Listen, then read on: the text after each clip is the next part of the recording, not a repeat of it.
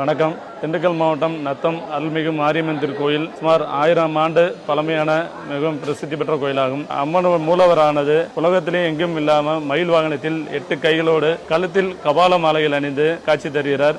உள்ள பீடம் பார்த்தீங்கன்னா வட்ட வடிவமான பாண்டியர் காலத்துக்கு முற்பட்ட சிலையாகும்.